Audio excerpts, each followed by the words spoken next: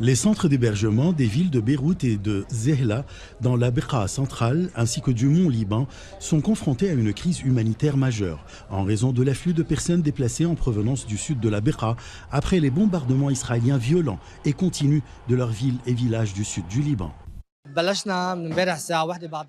Nous avons commencé hier à recevoir les familles qui ont dû quitter leurs maisons qui se situent dans les sites de bombardement, et qui se sont dirigés vers Beyrouth.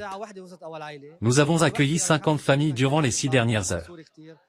Le nombre des personnes déplacées durant les derniers jours a atteint environ 6 000. Elles se sont réparties dans ce centre et dans les autres complexes scolaires se trouvant entre le Mont Liban et le gouvernorat administratif de Beyrouth. Quelques écoles privées nous ont contactés et nous ont proposé d'accueillir les familles déplacées venant du sud.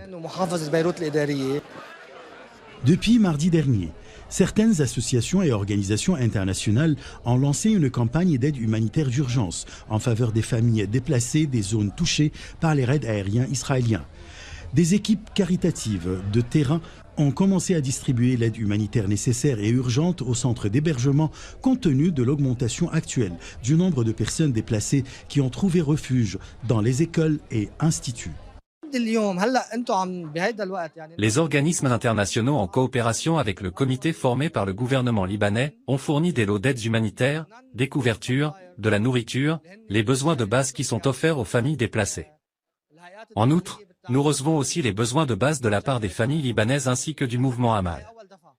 Il y a une grande solidarité parmi le peuple libanais pour soutenir ces familles déplacées.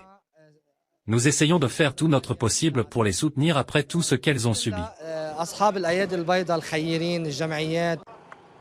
Les personnes déplacées ont raconté la souffrance de leur sortie de leur village sous le barrage des bombardements israéliens et les difficultés qu'elles ont rencontrées pendant leur voyage d'évasion jusqu'à leur arrivée dans les centres d'hébergement après avoir été témoins de la destruction de leurs maisons et de la mort de leurs proches et de leurs voisins due au raid israélien.